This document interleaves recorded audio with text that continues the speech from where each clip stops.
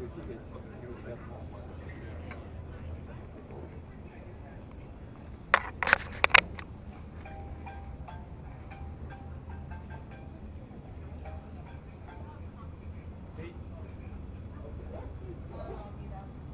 requesting if you're already streaming. You should see it.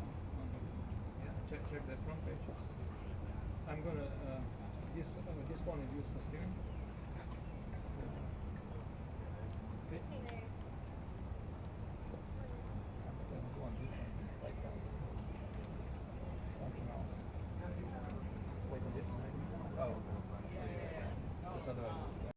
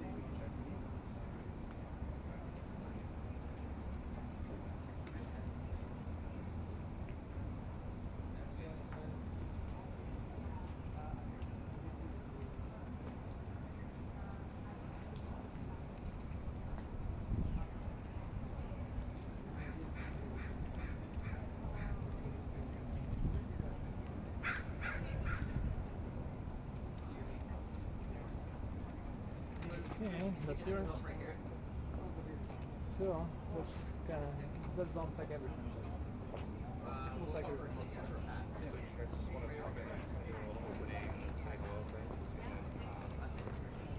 Let's see what these this way.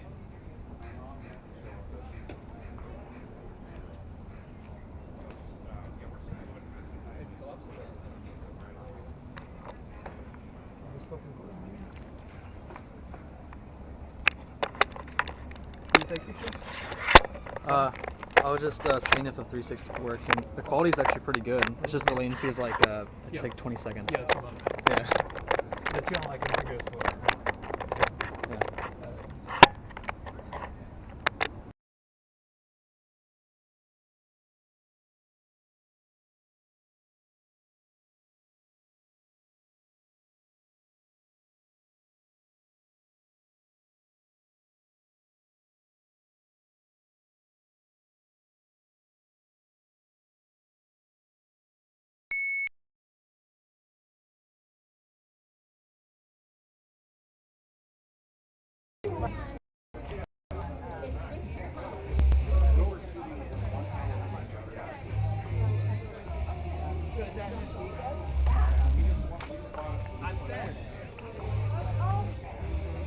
What's happening here? Oh, this is a 360. 360 lens. Yeah. So it's we're broadcasting live. Oh. Yeah. Like now, right now? Yeah. Hello. My name is Daniel Spillane. You can find me in Wired. Sure. Okay. It's Daniel. It's how we're broadcasting. Yeah. Yeah, this is kind of fun. On screen. Okay. I keep a low profile. So is it YouTube or what is it? Yeah. YouTube. Yeah. I just signed up for that. Pretty good. See ya. I think you can should be able to watch it. Do you want to sniff some lavender? Lavender lavender. It grows a lot in short. Put it on.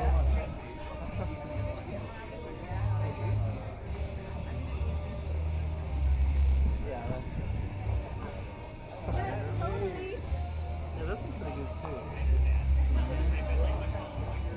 Yeah, they have all these different fragrant herbs. So you just grab it. Yeah, I know everybody could do that. So is this live? Yeah. All right. You want to see? You can look at yourself.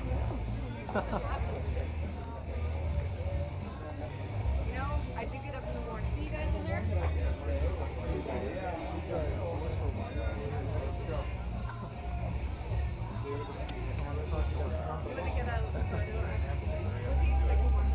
Well, we have the 360 camera, so you guys just stand there.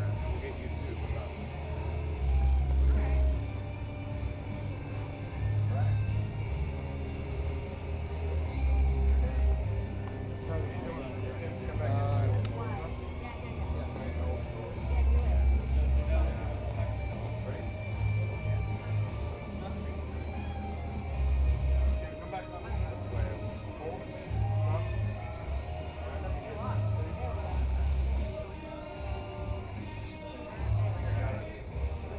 Although I do need to get Will, but we got to like, yeah, we'll go see him. Yeah, remember we ran upstairs with train? Remember Warner from the train car party? Oh, good. Beta game. That's going good. You know, we can talk about it. Yeah, with all programming, we've been watching. Ooh. Go get your seats.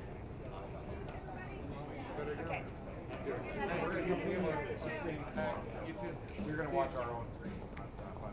That sounds good. Sorry, I had to talk to Steve. He saw the day he was just like super happy.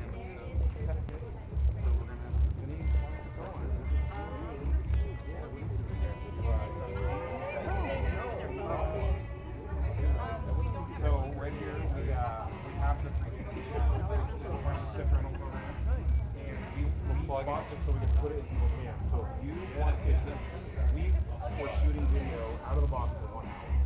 So if you want want a day where you want to just go play with it, you just let me know. Put it in your hands. Yeah, we'll put it in your hands for a day. Absolutely, just let me know. We'll just do that for you. Yeah. I know, here we go again. Yeah.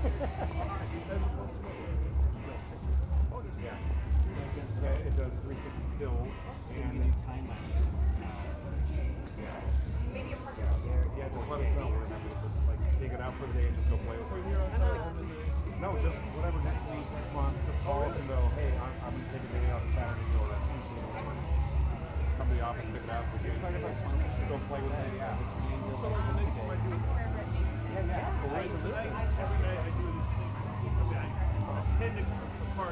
What's incredible is that because you're seeing the band, but then you're turning and seeing the audience reaction. It's like an iPhone 4. Yeah, a couple steps back. No, because right here, if Lighting that's is a little exactly rough. the stand, right? Yeah. We'll bring a monopod tomorrow and that's exactly the setup. Yeah. All right.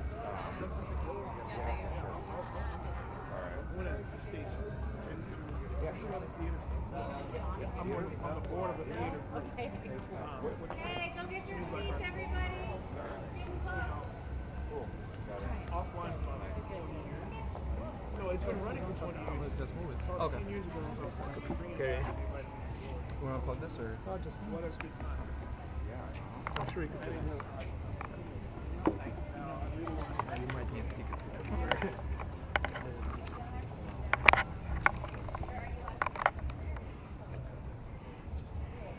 Any word on Tim? Huh? Any update? No. Traffic must be bad in Seattle. Let's see if we could get in. I hope so. Let's go in. Hurry up, go in, guys. Go in, go in, go in. Excuse me, it's going to be too dark. Let's get seats somewhere. Yeah, let's go. Before he dies.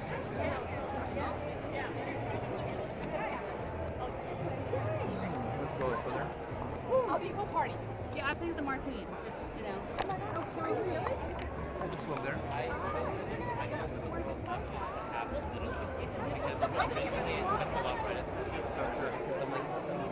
So I tilted the hot, so it's going to be a little bit more up here, so it gets it a little bit. Sorry. Let's go further. Let's stop there. Yeah, I think it's going to be sold out. Yeah. But anyway, let's try it. Yeah, let's see there. Is everyone?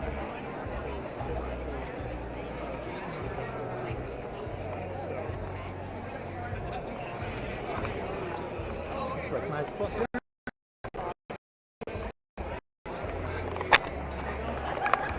Hello. I was waving at your camera. Oh, these are good. Yeah, there is something. So that's good. Good dark. So you guys streaming? Yep. Oh, yeah. Yeah. What's the, like, the YouTube channel you're streaming? If you go on YouTube, go to Streambox Inc. Streambox Inc? Yeah. Okay.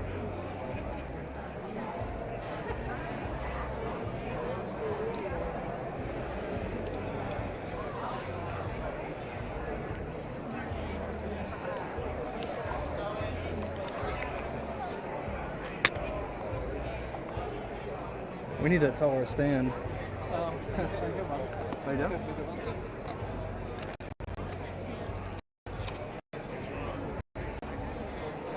Let's see if I can. Oh, maybe not that tall.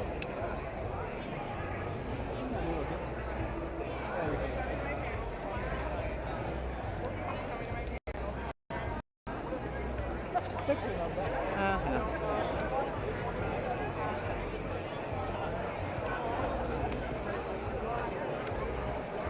It's kind of low now, but that's fine. Or maybe you can move, like, spread them out, the phones. Yeah. Yeah, no, that's fine. Oh, no, it's fine. Yeah, that was it. When they're close, interference. I see.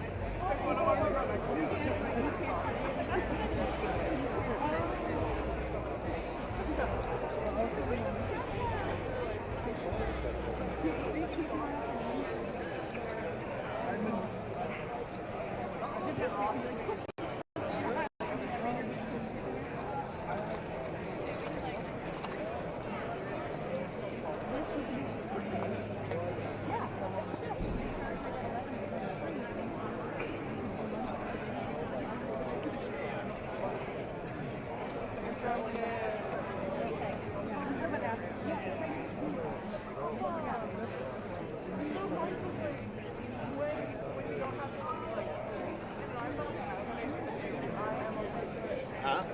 No, but if you want to grab my desktop, there's grip stuff in there as well, and there's a Samsung pocket recorder. You don't, then yeah. Yeah, I just can't make it out. I had to charge my phone.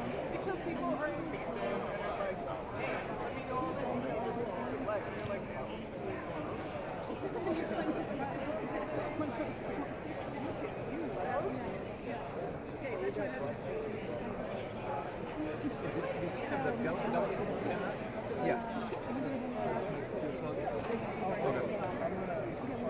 Okay. Let me text him first. So let's look afterwards, and I'll text her the number chart and I'll get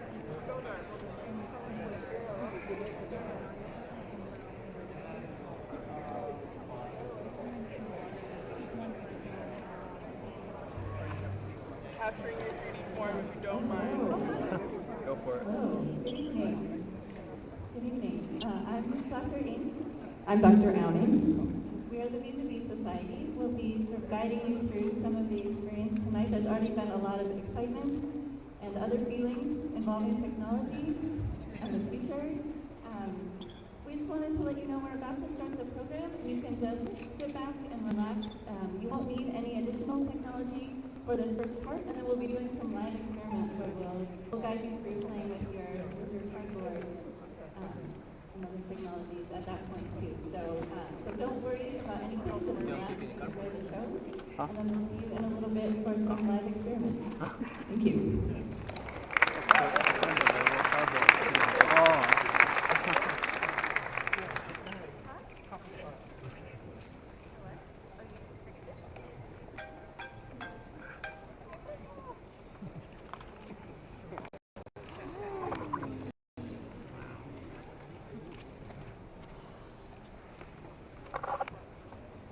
Once upon a time, once upon a planet, we searched the skies for stories.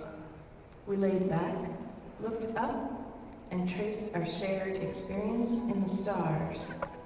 Tales of great battles, epic journeys, and crushing heartbreak. All sparkling in the firmament. We are built to tell stories, to explain ourselves, to feel intensely, amplify our understanding, and pass it on. We long to be immersed in a book, a song, a movie, to be swept off our feet and into another world. Now we can enter other worlds more fully, make a virtual reality our own reality, and experience the unparalleled empathy of being there. Inside someone else's story, we feel their sorrow, elation, and wonder. We become connected as a constellation, a shared story, circling through space.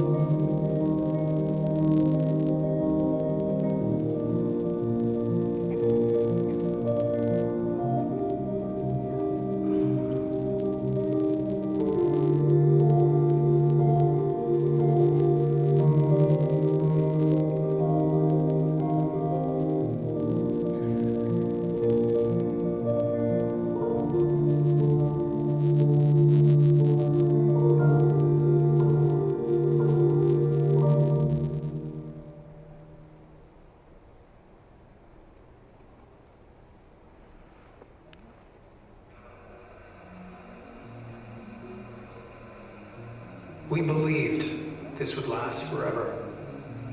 In 1914, Portage Glacier filled the entire valley, a distance of 23 kilometers or some 15 miles. It has now retreated the entire distance of the valley.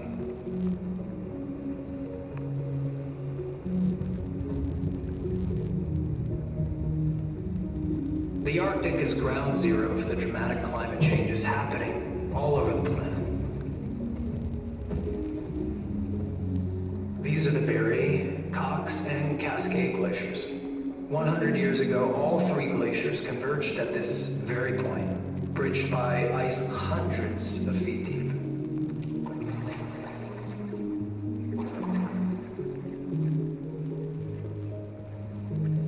Inside a picturesque ice cave deep within Byron Glacier, this majestic beauty is actually a frightening reality. The glacier is thawing from the bottom up. The void it leaves marks a tiny fraction of the 75 billion tons of ice disappearing from the Arctic every single year. And it's not just ice we're losing. Wildlife, from polar bears to birds, face an unprecedented mass extinction. So too will the communities that depend on them and the Arctic ice for their survival.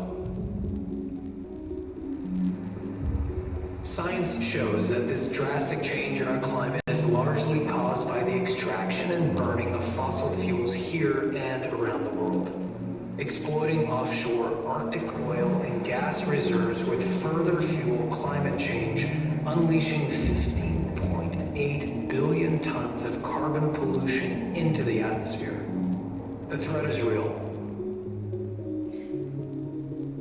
Indigenous peoples of the Arctic, like residents of Newtok and Western Alaska, are refugees of climate change.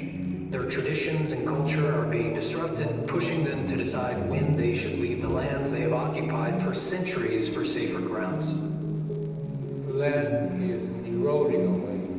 It used to be 2 to 3 miles out from the village. Now it's probably 100 feet until it reaches the house. I don't think we can stop erosion. Now we are planning to relocate the whole village. The main cause is climate change. Now is the time to act. Just a 2-degree temperature increase would be catastrophic and cause irreversible global damage. The clean energy solutions to halt climate change in its tracks are here now. Stanford researchers estimate that the transition to 100% clean energy will save Americans $260 per year in energy bills and $1,500 per year in healthcare costs.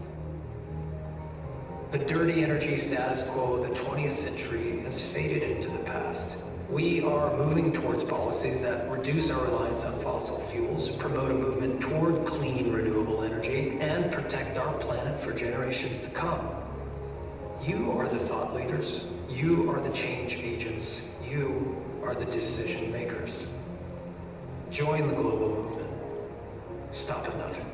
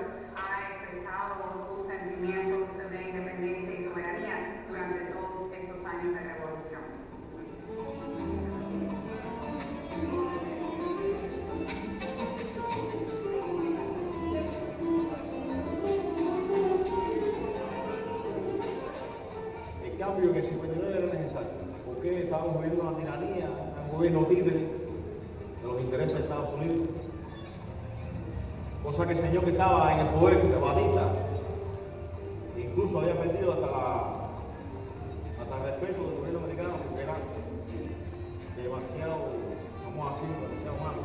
Sin embargo, lo que más ha perjudicado es el cansancio en las personas que rigen este país, de darse cuenta que esto no va a funcionar. La revolución no se va a acabar. Yo pienso que lo que va a cambiar es la forma de actuar y de pensar del cubano, pero no tiene nada que ver con las bases, con los cimientos de la revolución. Armando Sosa Cortoni tiene 80 años de edad y lleva 22 años preso. No le da la libertad, ¿entiendes? A un veterano Real Suárez, que tenía pena en el juicio, lo sacaron en 3 ocasiones a simular que lo fusilaban, ¿entiendes? Para ver si se moría de un infarto. O sea, yo lo viví, estuve 15 años preso y estuve cerca de él, ¿entiendes? Mi nombre es Danilo Maldonado, más conocido como el Sexto. Soy artista plástico, soy activista y soy de los que creo que el arte lo puede todo.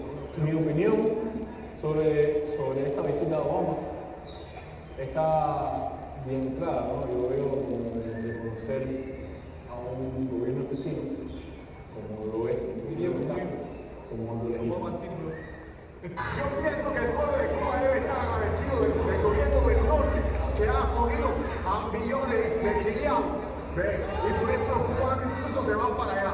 Son cosas que están pasando debido precisamente al régimen, a la dictadura. Porque van allá y no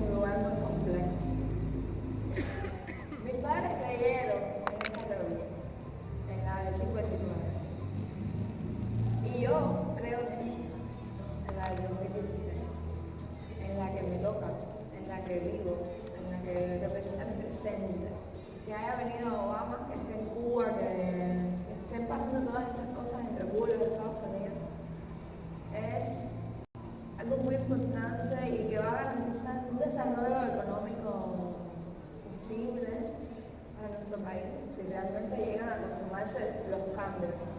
Pero todos genera miedo, pensar que va a ser de nosotros, que puede venir quien quiera y se pueden hacer las relaciones que sea con el mundo entero, siempre y cuando respetando, siempre y cuando sabiendo que nosotros somos cubanos y que somos los que estamos aquí en Cuba.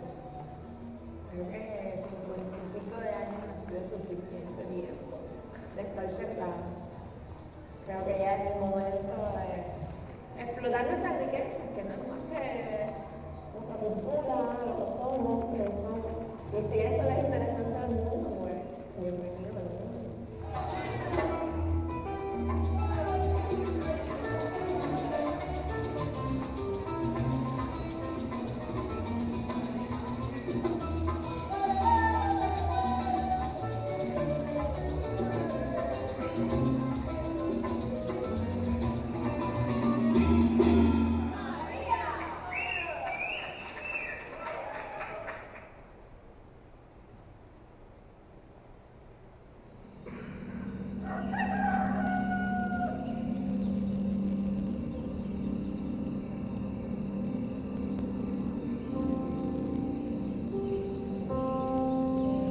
My name is Monica.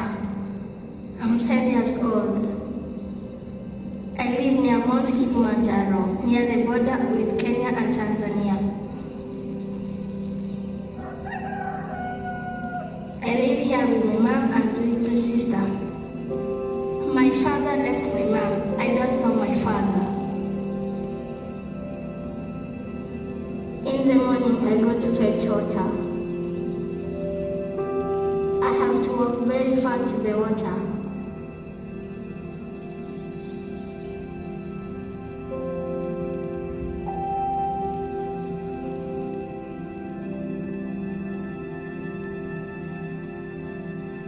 The water isn't very clean, but you have no other.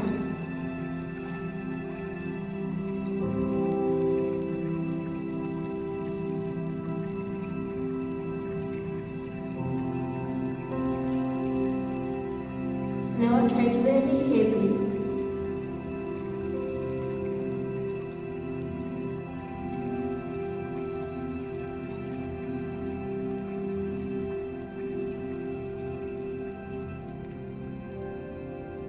I get ready to go to school.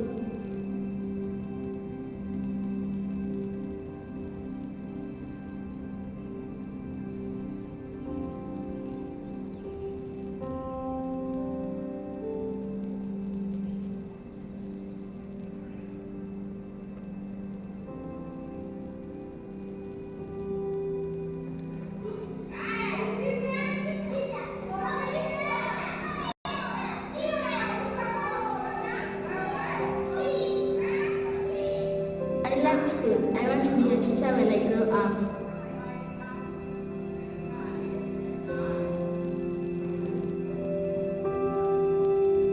After school, I collect firewood.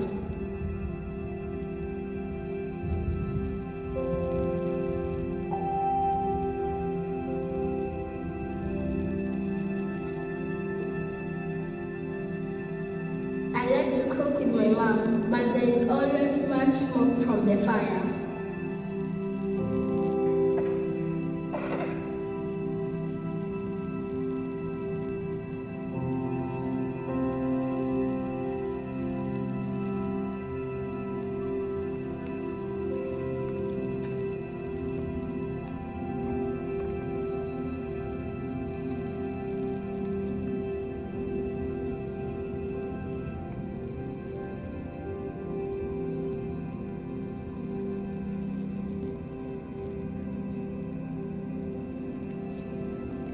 In the evening, I walk to town to look for lights.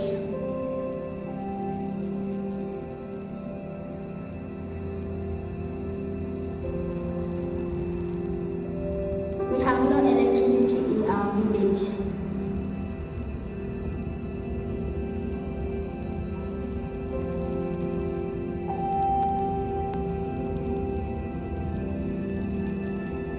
In the time I find a lunch and do my homework.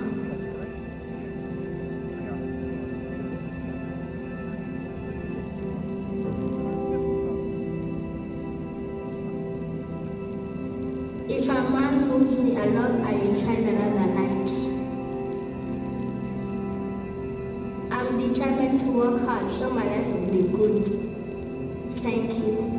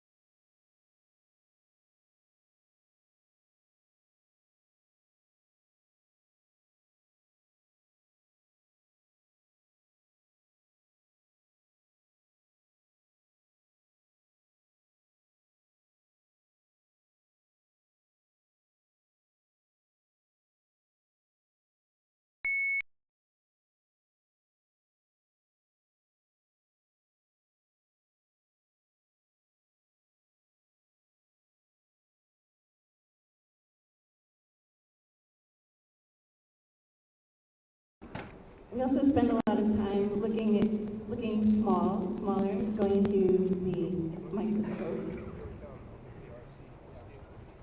Under a microscope, we learn a lot about how different creatures move in their environments. Do they flutter eyelash like cilia and float through their world? Do they have a long sticky arm with which to grab and crawl? Do they spin like a glowing green box? So we wanted to, as we're exploring some new technologies, we gave you all a survey where we like to do these poem surveys to do some poetic analysis of the everyday. So I believe you all have filled out one of these surveys. If you haven't yet, or haven't yet turned it in, you're welcome to turn it in at any point. It's not too late. We'll be reporting a little bit on these findings soon, and then reporting more later. Perhaps after they're all collected, but just a heads up. And you can return it to anyone in a lab coat.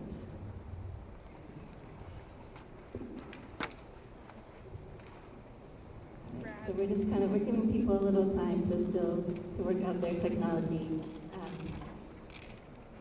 So we often don't think about our own tendencies of how we move in a space or how we're moving because they come naturally to us in our everyday environments. and there's no reason to notice them or question them. But when we enter a new environment, we have the opportunity to explore in a new way, as well as learn something about ourselves that might have previously been invisible.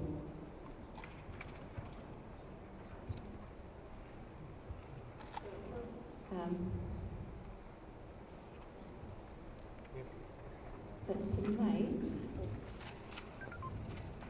we're going to do some live experimentation where we get to try exploring in a bold new way a new kind of immersive technology. So we had the one immersion. We kind of opened up ourselves to the 360 version of technology, this beautiful Buckminster Fuller Seattle Exposition Dome. But now in our cardboards, we will try an experiment where we will get to move around within that space. I'm curious, how many people have used a cardboard like this before? Oh, all right, so many people are in the know. So if you know what you're doing, you can help your neighbors. You can also help them learn a lot.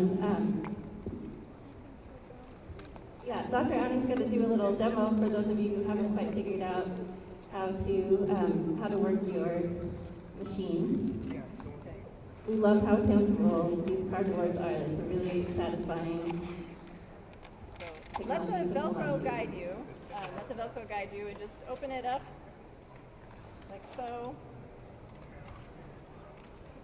Put these like this. And then you will want to remove your cell phone case. Remove your cell phone from the cell phone. Remove the cell phone case from your cell phone before you put it into. I want that one. If you have a wearality, lens is so better. So you may still be downloading the Evolution of Verse. So we're going to, while that's still downloading, we're going to do a few exercises to really prepare us for this live experiment. And if it doesn't work at all on your phone, don't worry. We're still using a landline rotary phone, so it didn't work on our phones either, but we're very excited for the technology, and it's all part of the experiment. Okay, so there's a physical preparation part. If you would like to do hot eyes with us, rub your hands together until they're hot. Very good, I hear you. Rub those hands. Get those eyes warmed up, and then carefully close your eyes first. Your hand's really hot. So under the glasses, but over the eyelids. Don't place your hands right on your cornea. All right, when they're hot, then go ahead and put them, and roll your eyes around if you like. Feel your eyeballs heating up, getting ready for experimentation.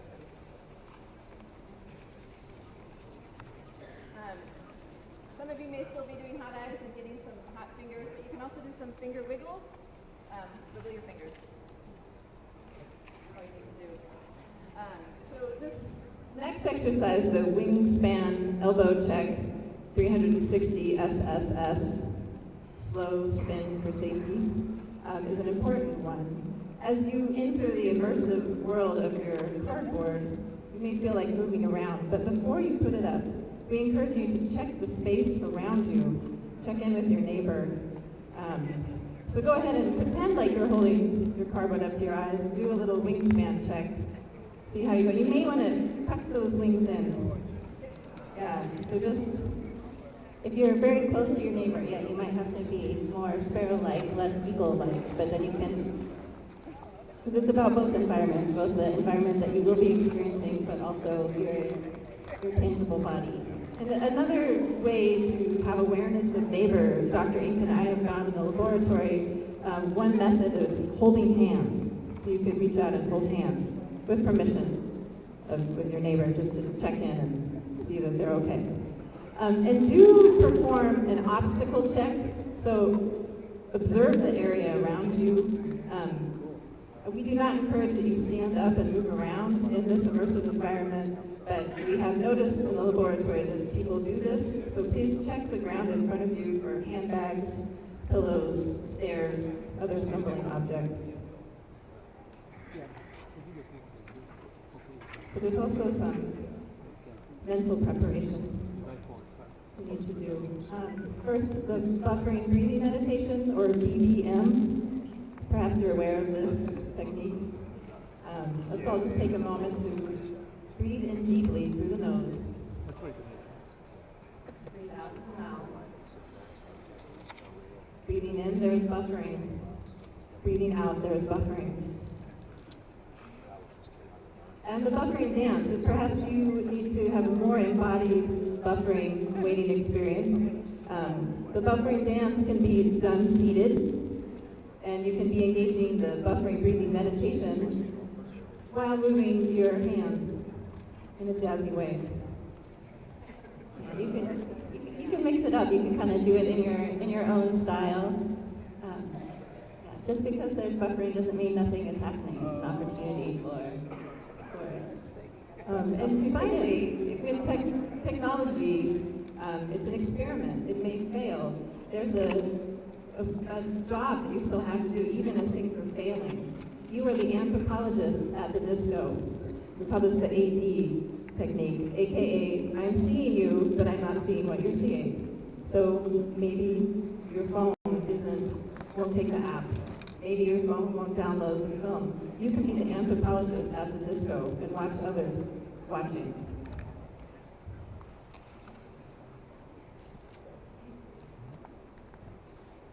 Do you want me to turn the up? I'm just live. So we're going to begin phase one of the experiment. Phase one of the experiment.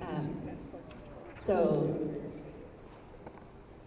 you can now get the verse app and the verse movie explorations. Oh, and also know that if it's not, we're going to be playing it on the dome too while you're watching in your goggles. So we're going to do a little countdown. So try to watch it all at once and see what happens. Yes. Experimenting all together and individually, cacophony. You want to do a countdown, Dr. Ani? Okay. So I couldn't fit my rotary dial phone into my cardboard, but I'm going to pretend that I'm placing it in. So go ahead and have evolution of verse on your phone. Put it into your cardboard and press play. I'll have play on my rotary phone. And then count this up. So we'll count down 5 to 1. Are we ready? Ready as we'll ever be. Okay. 5, 4, 3, 2, 1.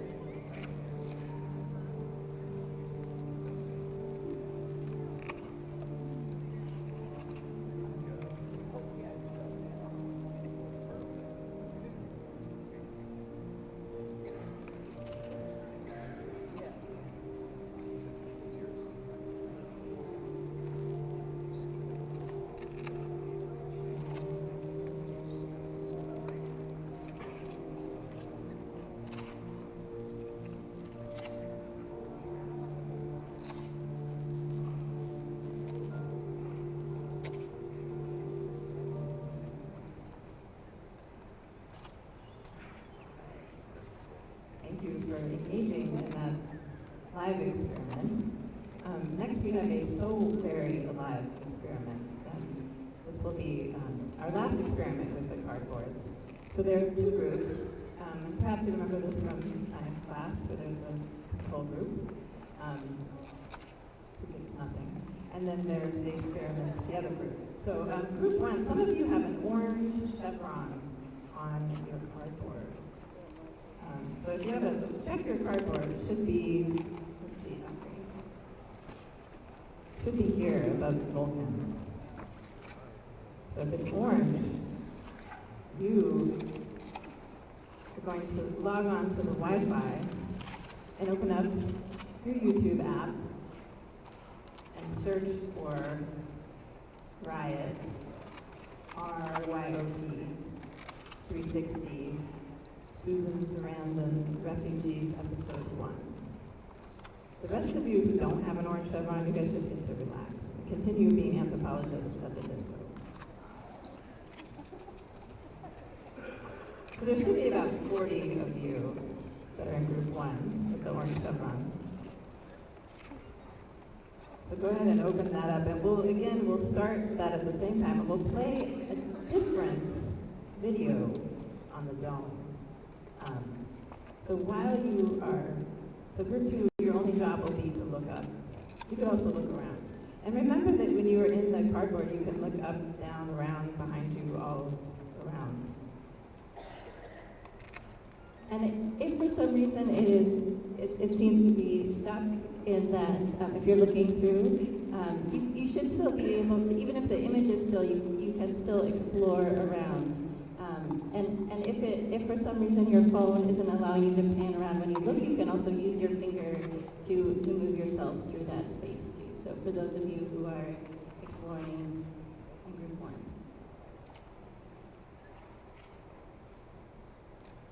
Are we ready to embrace this experiment and failure and technology?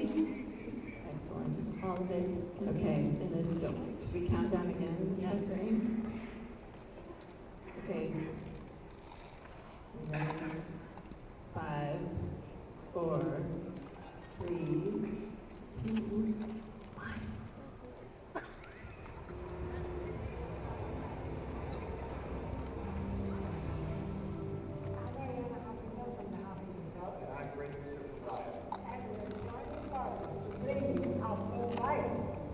At HuffPost Riot, we're bringing virtual reality technology to some of the most important news stories of all over the world. Because at HuffPost, from the beginning, we've used the latest technology to bring the stories of life. And with virtual reality, we can step inside the story, really experience it before. We don't want to just watch the story, but become the story.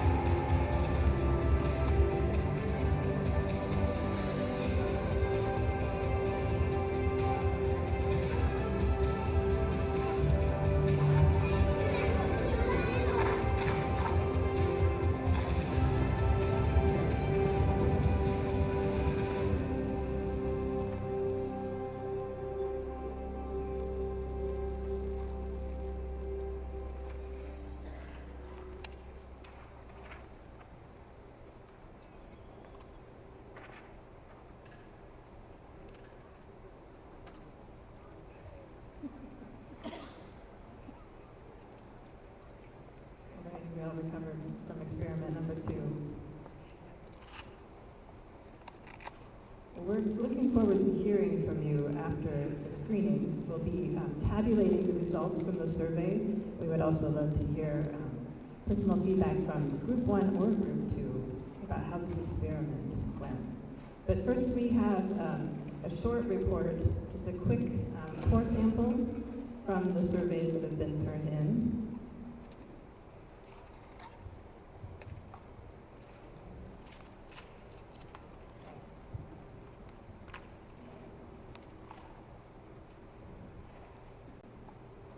We look to the stars for patterns of light. In the future, we will live in caves. We look to the stars because we feel we came from them. In the future, we will substitute teach the fall of man. We look to the stars because they give us a sense of space and timelessness. We will bond through bird-like dance displays. We try and appear clever in order to get some romance. We will vote through your Facebook app. We look to the stars to avoid awkward conversations. We will offend our bionic friends by doing the robot dance at weddings. We are looking for stories in the stars. In the future, we will choose our own foot sizes. We look to the stars for irrational compulsion. We will continue to travel through time. We look to the stars to disappear by shrinking into a relative grain of dust in space. We'll find an opening in our hearts to hold compassionate space for one another. We look to the stars for relief from a long day. In the future, we will not be assholes because we'll be empathetically advanced sapiens. We look to the stars because they're not on the floor. In the future, we'll miss our quaint days before space taxis. We look to the stars to feel amazed. In the future, we'll fly. To wonder if the grand why answers are there. In the future, we will become extinct. To find the light. We'll escape Earth and our bodies. To feel the sky. We will be fatter. Because we are sad on Earth. We'll have poorer communication through more advanced communication. To wonder what is beyond us. We will watch our clothes wash themselves. To reflect, to inspire. In the future, we will do all the things. We look to the stars because they're so big. In the future, we will be bright. The stars are space and dimensions, humbling. In the future, we will be light. In the stars, we feel small, to see the beauty, to be mortal. In the future, we will go to the moon to watch the stars. Thank you.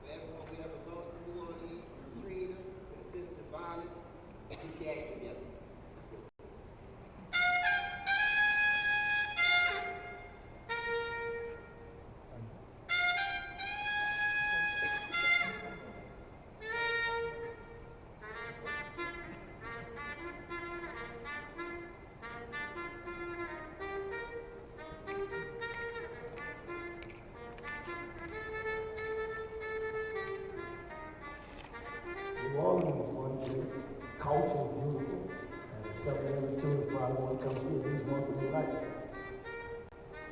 Two sides of New Orleans, the culture side, the sun side, and then you got the dark side, we call it, or the violent.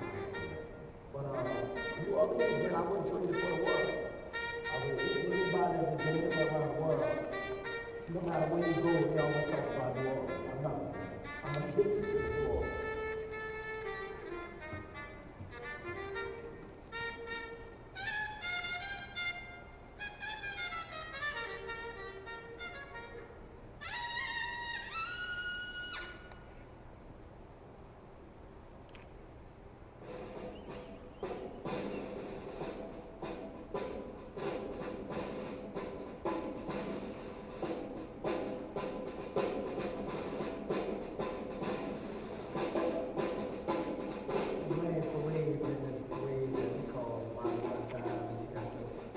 School band, and all kind of voices there from all different people from and the second line, community that's come together, neighborhood and sort of thing that most people keep the culture on, that type of thing.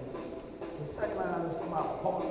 So it's real personal to everybody that's in the second line. I'm doing the second line, especially myself, you know what I'm saying? Because I look forward to it. You know, like I said, I'm addicted to it.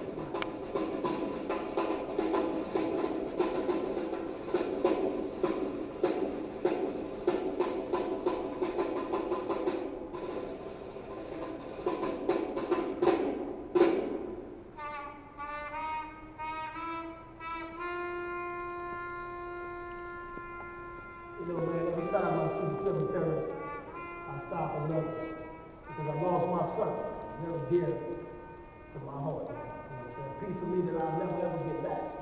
You know, child of the line, I love you, man.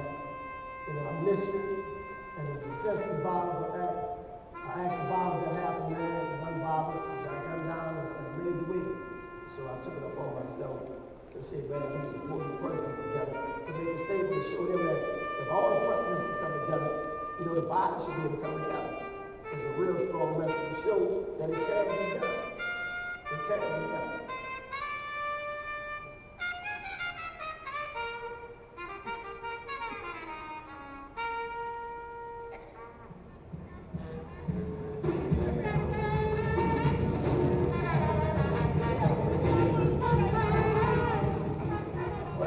By the city being so violent, man. What we doing is we bringing awareness to show the unity of it, to show that, hey, we can come together in harmony and peace, and without no tragedy, to show that this is not about coming out and having fun, so that message we getting out there, man, is real maintenance for the community, to the community, you know what I'm saying? So it's bigger than just a second line and a whole line. This message is going across the city and the world, man. Letting you know that we're not going to sit around and just let y'all keep killing our young population, our young youth. You know, it's too much. Enough is enough. Tired of it. You know we can understand the fact that we probably never be able to stop it. So man, we're losing our young generation so fast till we got to slow down. You know, and that's what Second Line is all about. That's what it's about to us and our community. You know, it's about coming together, having fun and doing things as a unit. To show the unity of it, you know, that's what we do.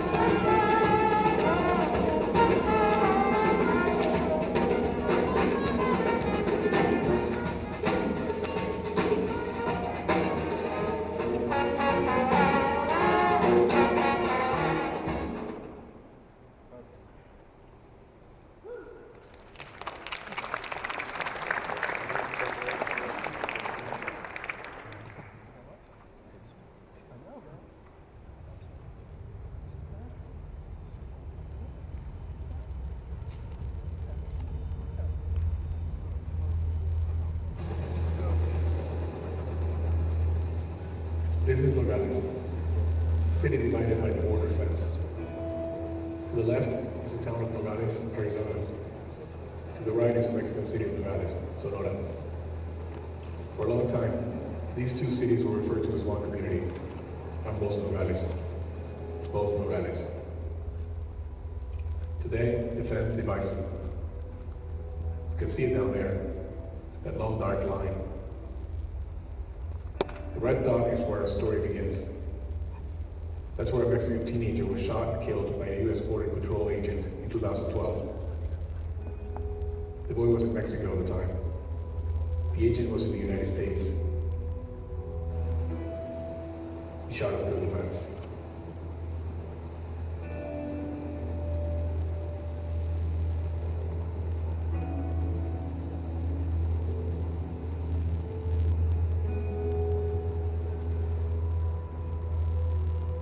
Down on the ground, that long dark line becomes a tall steel barrier. This fence was built in 2011. It varies in height from 18 to 30 feet. Agents prefer this slatted design to a solid wall because it lets them observe activity on the other side.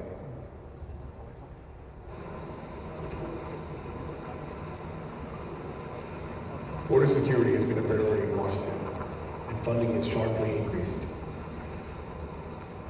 In the last 10 years, the number of agents on the ground has more than doubled.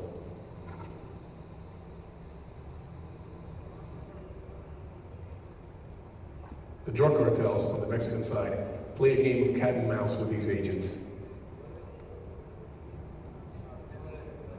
They use a network of scouts to track and report the Border Patrol's every movement. When the coast is clear, they'll radio to smugglers who will try to cross into the U.S. with their contraband.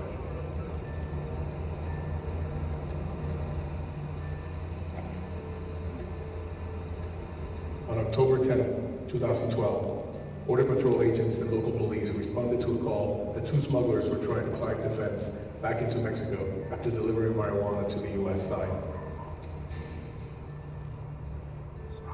This was the spot, but what happened here remains contested. According to police reports and a statement from the Border Patrol, as the agents commanded the smugglers to climb down, rocks began flying over the fence from the Mexican side. So-called rockings are a common method the narcos use to distract the agents. As the situation grew more tense, a Border Patrol agent named Lonnie Swartz arrived and began firing his gun through the fence. Down there on the street, a boy named Jose Antonio Elena Rodriguez was walking to meet his brother.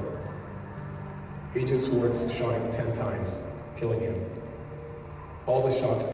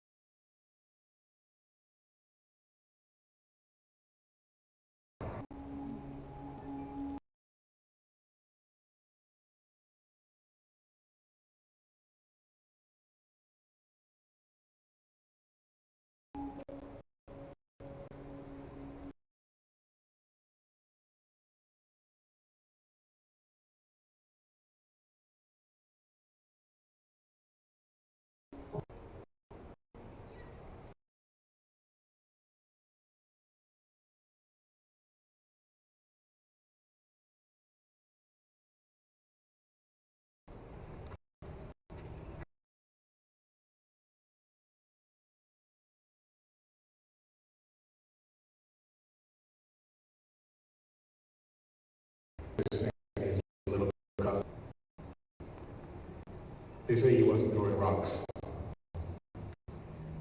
Turn around and look behind you at the fence. From where Jose Antonio stood, even if he were throwing rocks, he would have had to throw them over 40 feet high to clear the top of the fence.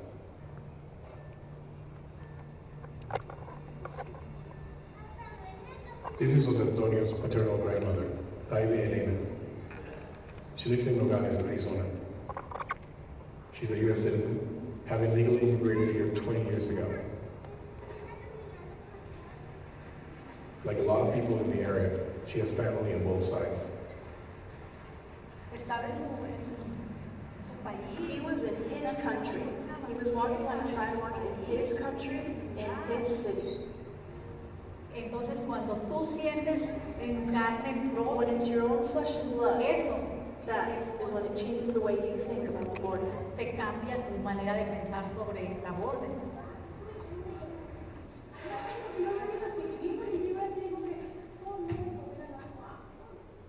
6 months after the shooting, Araceli says the U.S. Justice Department interviewed her about the incident.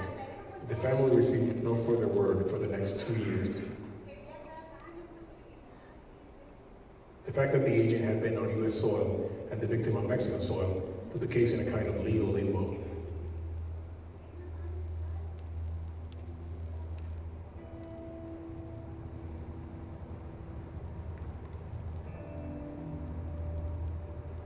In a similar case in Texas, the Fifth Circuit Court of Appeals ruled in 2015 that the Mexican victim's family had no grounds for a civil lawsuit because he was not protected by the U.S. Constitution. Finally, in 2015, a few weeks before the 3rd anniversary of Jose Antonio's death, Swartz was indicted in Tucson. He's the first Border Patrol agent to face federal murder charges in a cross-border shooting. He pleaded not guilty.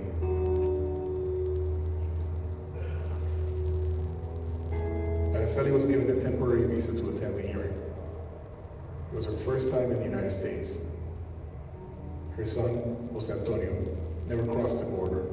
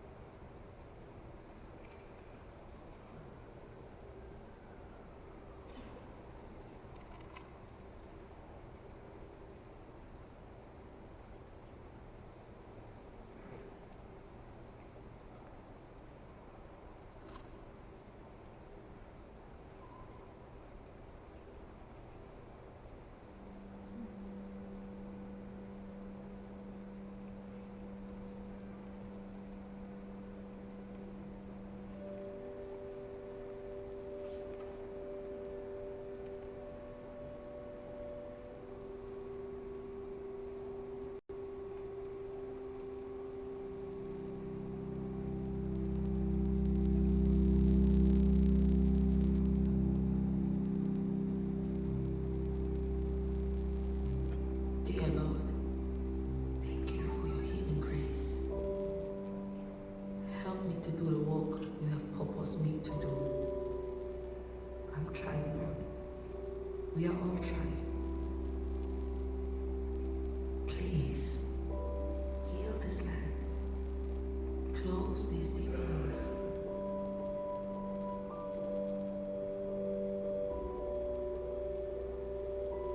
And by your grace, things are getting better.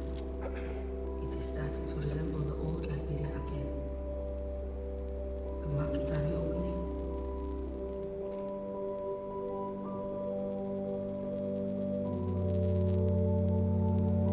The children are going back to school.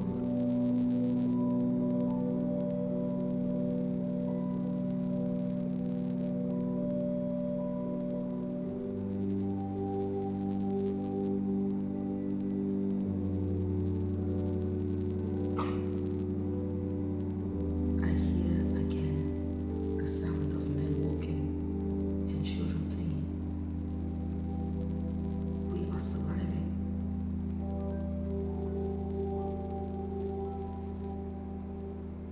Help us to be your angels on earth. Help us to do your will, even when we fear it.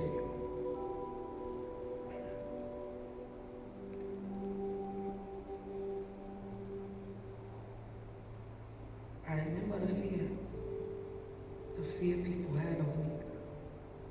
They were too scared to even touch me. And I was scared of my own child. I was scared of the man I loved. Forgive me, Lord. Forgive me.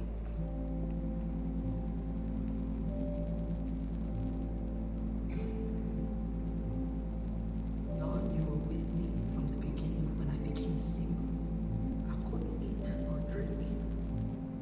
I was afraid that if I entered the hospital, I would die. You helped me through the doors, Lord. And then there was darkness. I was lying helpless, and people all around me were dying. The man I loved waited 3 days more than me to get into the treatment ward. I called for him. I heard his screams, but I never saw him again.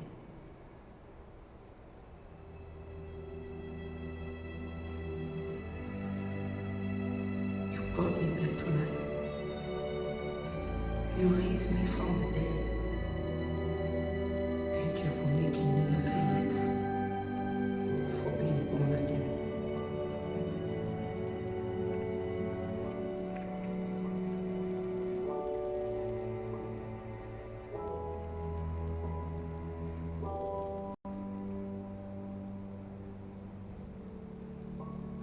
the sick when others cannot.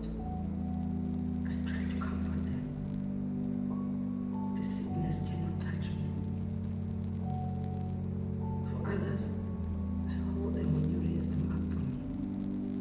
I watch them go. I return them to you, Lord.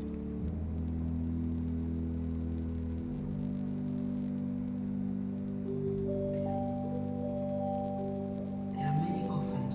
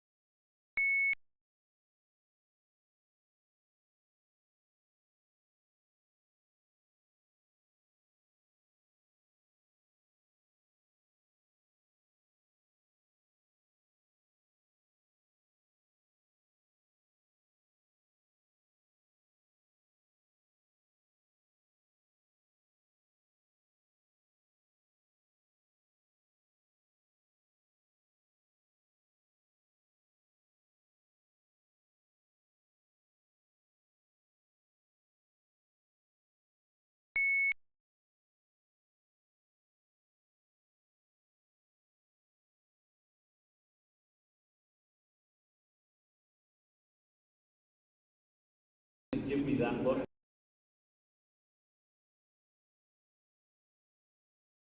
It's such a long experience. I am so proud to be here to celebrate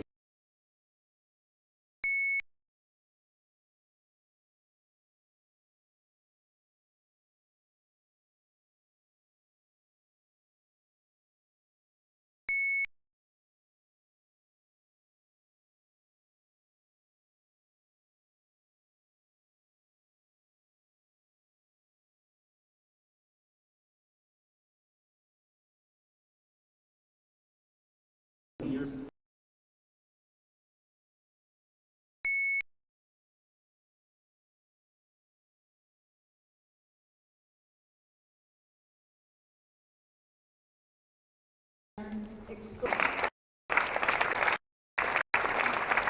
Simon enjoys the joke. You wouldn't want to get that. Referring to files that came in at 4 o'clock today.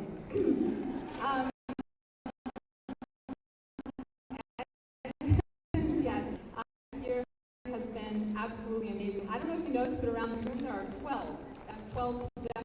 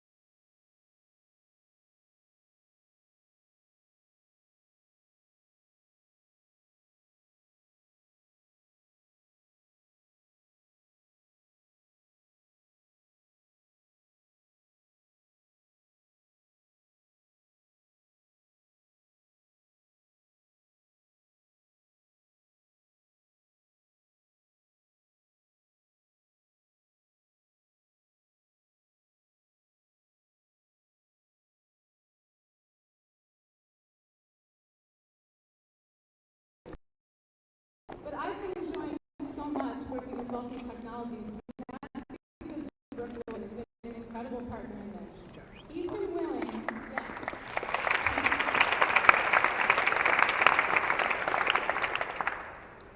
I understand that if you're Vulcan Technology, you don't necessarily know if you want to put your logo on something that's inaugural, unknown, untested, and run by someone who seems perhaps a tad crazy. And he has done all of that, and he's done it with aplomb, and I really look forward to working with him for years to come. Use this instead.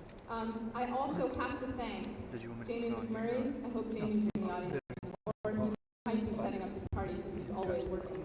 Jamie, this is one of the reasons that I live in Seattle and love Seattle so much. I have known Jamie since the 90s when we were working On the Boards, when it was all the way up in Washington Hall, which reopened yesterday, as I understand it. Yes. So cool, in the what's old is new again. And we were doing work with choreographers trying to create holograms by rear projecting on mosquito mesh and wiring theaters with coaxial. And Jamie and I are still crawling through Rack together 20-some years later.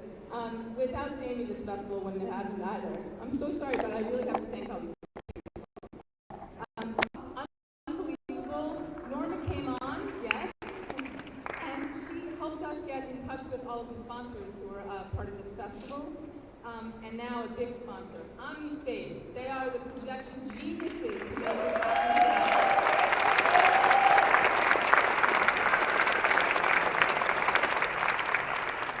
I've been joking with everyone I know that I feel like Richard Dreyfuss in Close Encounters of the Third Kind when he's carving mashed potatoes, because it just has to.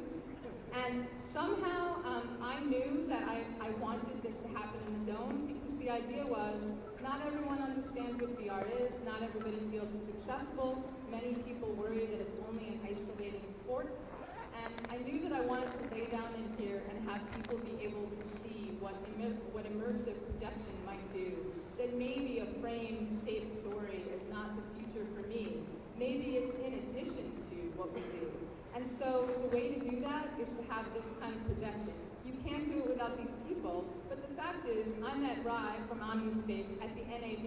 Anyone who knows the NAB, which is the National Association of Broadcaster Conference in Las Vegas every year, happens in April. I met her in April. How are we going to do this tonight? If I hadn't met her, I will not answer unless I've had some beverages outside. We met each other, and she made her team believe in this dream for I don't know why. We'll talk about that outside as well. But her techs have been mapping this dome on a computer for weeks.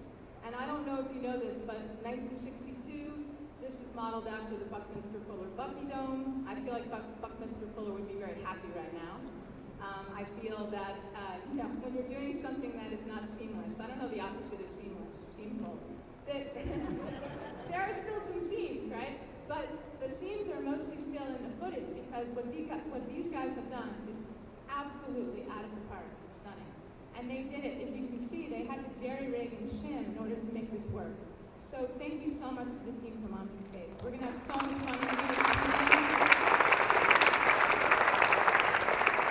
Only a few more, I promise. We're going to get Joe here to say smart things. Okay, here we go. A few more. Lindy Boosted. Oh my God. Whoa. Again, I have no idea what made me think we could do this without Lindy Boosted. Whoa. And then, we have to thank the people who, vis-a-vis, for being willing to put on lab coats and come in here and run an experiment with their hardware. Thank you so much. And that brings me to artists. We have artists here from all over the world who also took a risk to be part of a film festival that's had its inaugural year, and they don't have any idea what to expect, but they believe in this dream as well. And so I wish every artist who's part of this festival this weekend would please stand up and be acknowledged right now. All of the artists.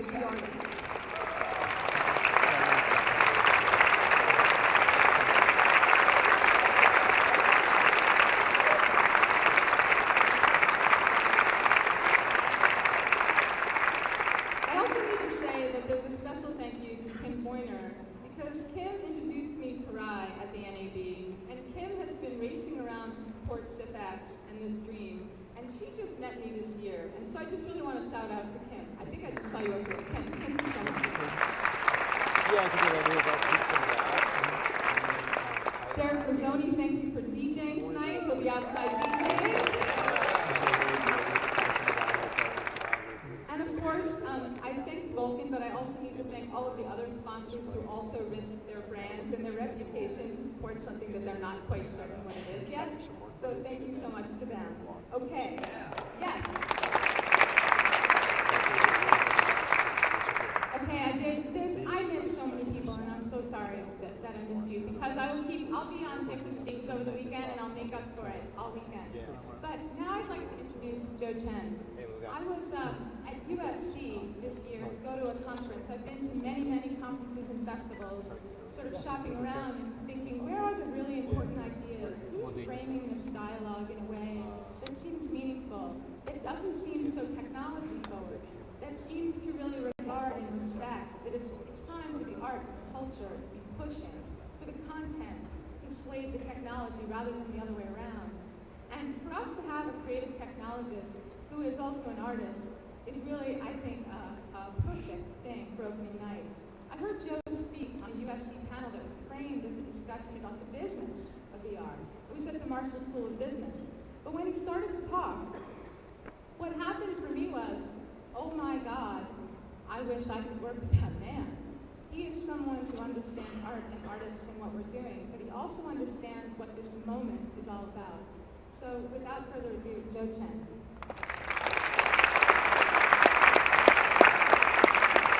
Okay, that was embarrassing, but I don't claim to be an artist at all. I'm just a very lucky person in this exact moment in time. that's been able to take advantage of not only technology, but also incredible artists that are interested in taking that technology and shaping it into the medium that can really represent what the creative visions they have in their head are.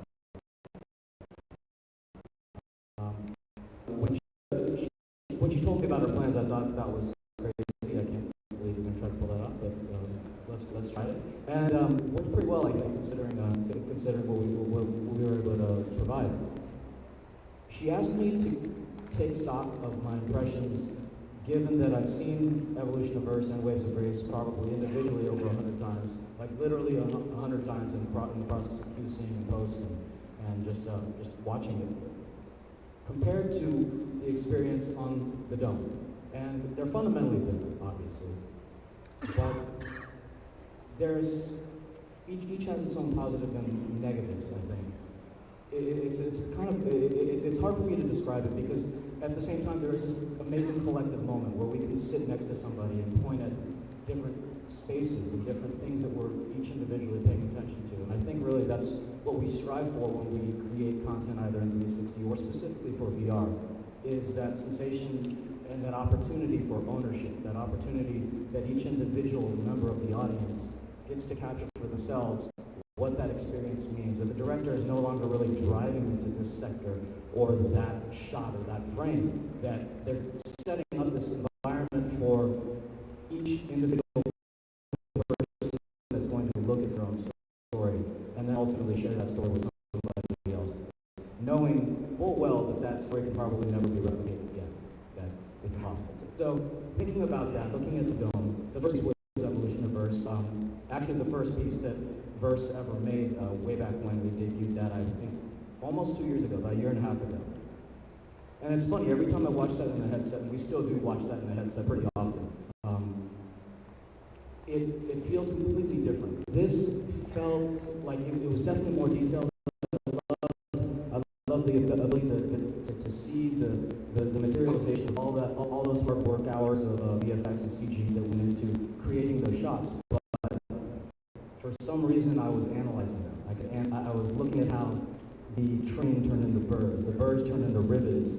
I was looking at details that I honestly don't feel. I didn't really care about so much. And when I look at it in the VR headset, I ignore those details. And I'm struck by the birds turning into ribbons. I'm surprised by it, actually, almost every time. I'm like, oh wait, yeah, okay, they're ribbons now. And I think that surprise is something that was crafted for that piece. That was the genius that Chris put into it. Really working hard to find the right moments for those transitions to happen and really catch us a little bit off guard, leave us a little bit exposed. And I think that's what virtual reality brings to the table, as opposed to this beautiful immersive dome. Thinking about Waves of Grace, same thing.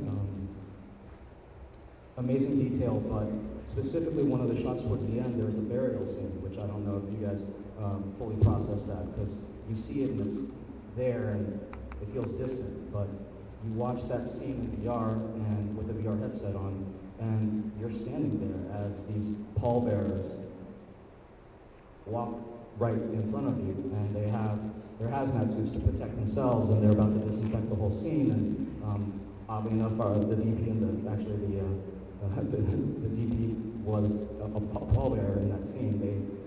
They needed the hands, and just knowing that backstory and seeing that in a headset that affects you in a much different way. There's an immediacy, there's an intimacy that you really can't deny. You can choose to look away from it if you want to, but it's almost an unflinching witness of that event, as opposed to like, oh, okay, cool, you're welcome.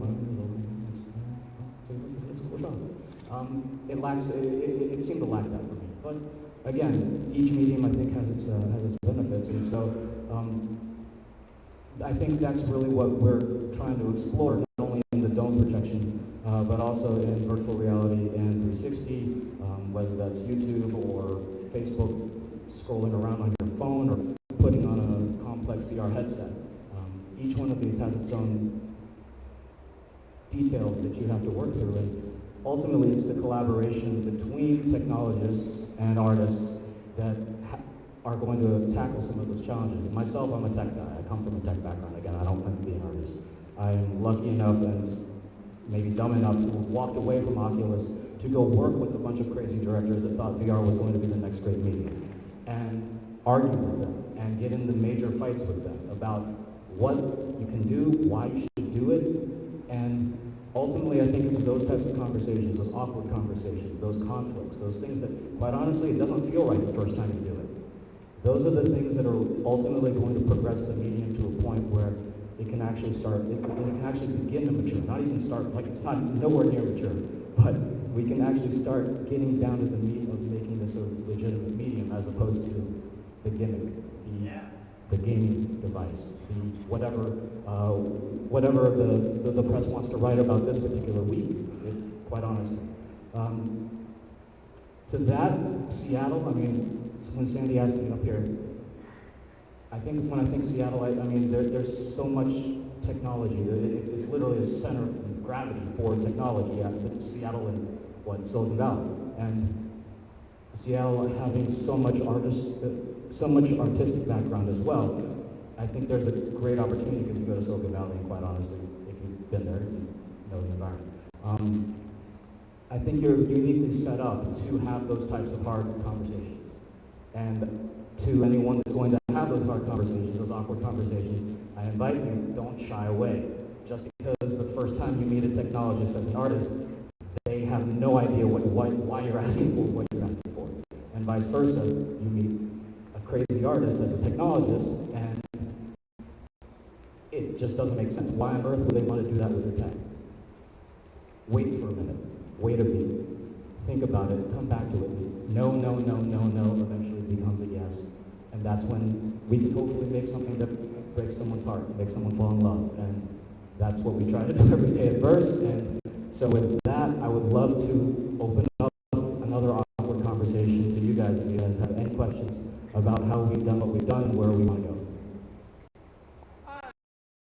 So I've seen waves 24 times maybe, mostly on a reality headset. So cinematography choices were made.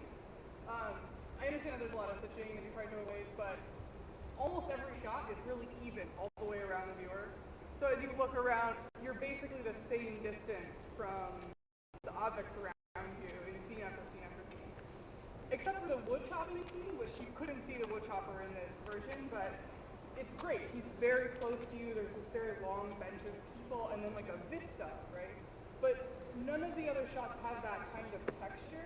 And I was just wondering, like, is that intentional? Did you want it to be that way? Or is this just not like, you weren't actually thinking about placing the head of the camera in a place as a cinematographic choice?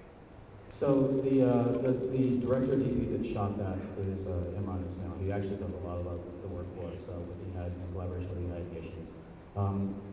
It's a great point. The cameras that we use, and specifically the camera rig that we use for that shoot, because it is such a run and gun shoot. That is like you're in Liberia.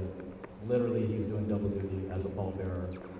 It's a very, very incredibly light footprint. So it's pretty sketchy sometimes.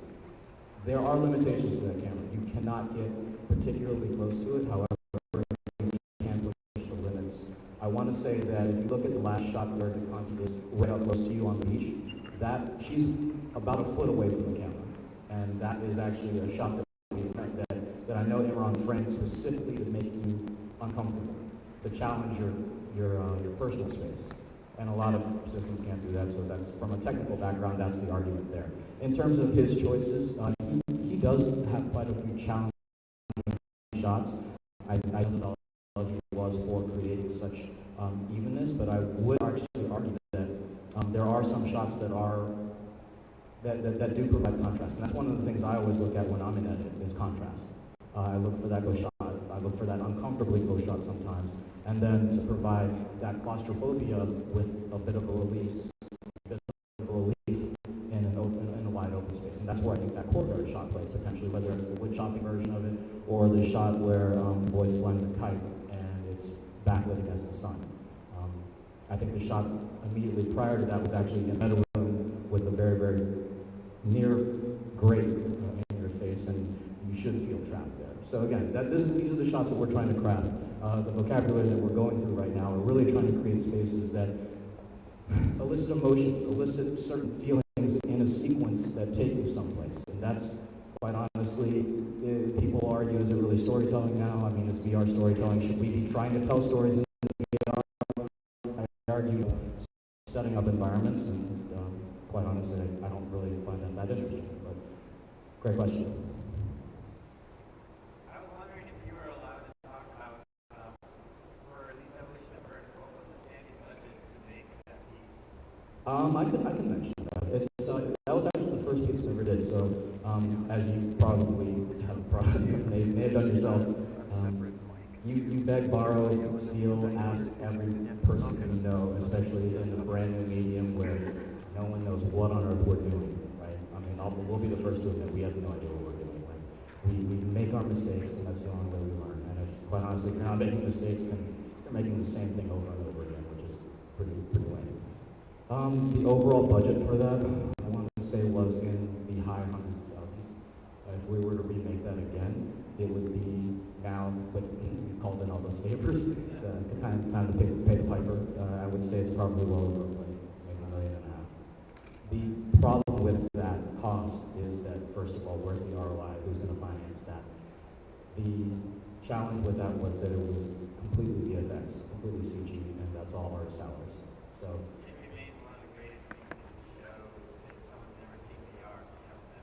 Thank you, and that's what it was intended as. It was intended as a primer. It was intended as a, hey, what's possible in this medium? What, like, knowing what we know right now,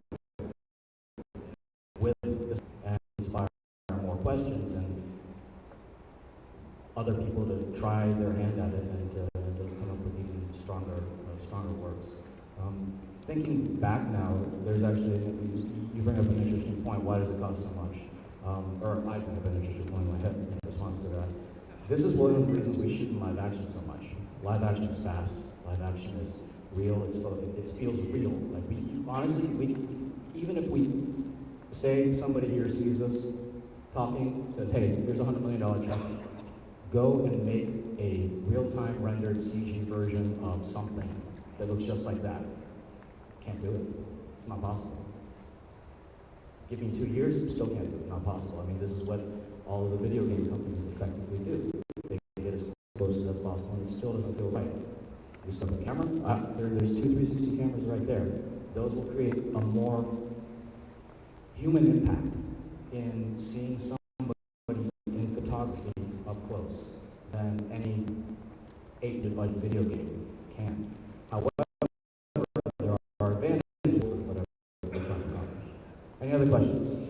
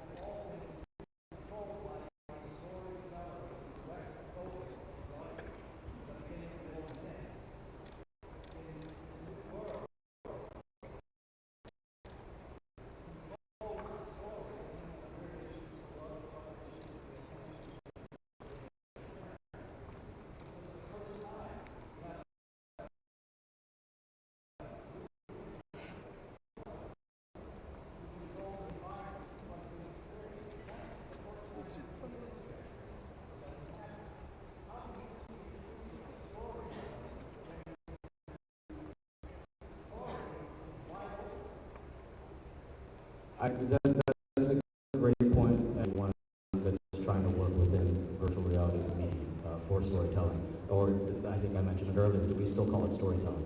Are we trying to take someone down a linear pathway? And I think to a certain extent at this phase, we still are. You look at Waves of Grace, Clouds of any of our, especially when we're playing with 360 video or linear MP4 time cut, right?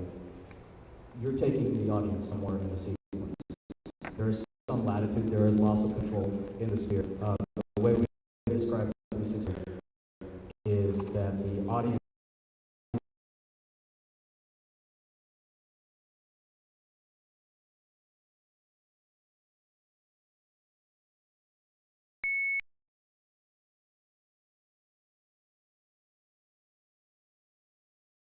some of our more recent works. Like looking back, I miss the mystery. I missed the mystery that, quite honestly, came from error. We didn't know any better, and there was a sense of discovery that you figured something out halfway through the piece, and you're like, oh my god. And so I think one of the things that is happening now with the advent of new technology in video, with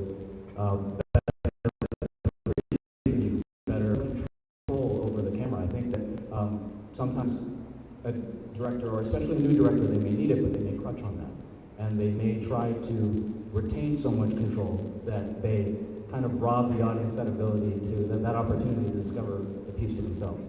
And so to that point, it is about a loss of control. And I think that it's about a further loss of control in terms of the future of storytelling, in terms of setting up environments, setting up scenarios, setting up characters. As machine learning and artificial intelligence gets better, and we can have believable character sets that actually work and feel real and can respond to us in a coherent way, instead of just like, right? When that starts happening, not only is the audience the director or a camera operator, there are people, and I agree with them to the greater extent, in that the audience is a terrible director and probably worse actor. So now that becomes the creator or director / whatever problem. How do you set up an environment where you've lost complete control, yet still give the audience opportunities to create and craft a narrative, completely bungle the story, and come out with a positive? So I think that's our challenge, and that's what we're learning. Quite honestly, 360 video. But let's face it, this is not virtual reality. This is not the holodeck that we promised ourselves. So thinking forward 5 years, all of the lessons we've learned right now, we're basically establishing the alphabet that will become the vocabulary of cinematic, virtual reality, holodeck, whatever the heck it's going to be called in 5-10 years from now. And those painful lessons that we're learning right now will evolve, will change, maybe actually be proved wrong in the coming years. But it's the folks that are artists and technologists that are going to have these conversations, take those first stabs, figure out what works, barely works, kind of works, and then evolve from there. Back there.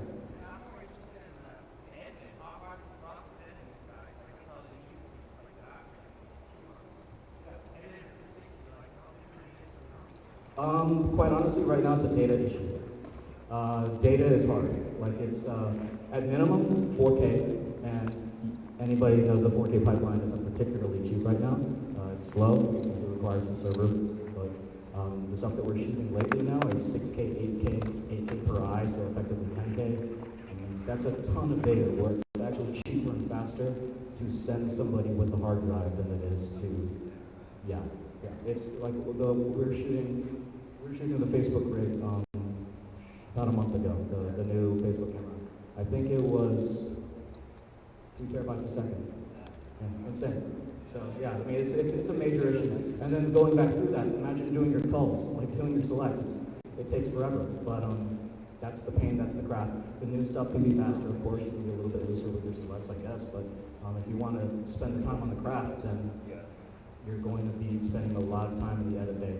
And something like Waves of Grace, I'd say it almost spent a month in edit. Like the directors I've seen put in the time in edit. That's where the work is. I mean, especially when you have given up a lot of your control on set or on location, whether if it's a soundstage or Ukraine. You don't really know what you have until you get into the edit bay and really dive in, because quite honestly, the preview systems that we have are still pretty crude. And then you have to figure out how it hits you, and then how does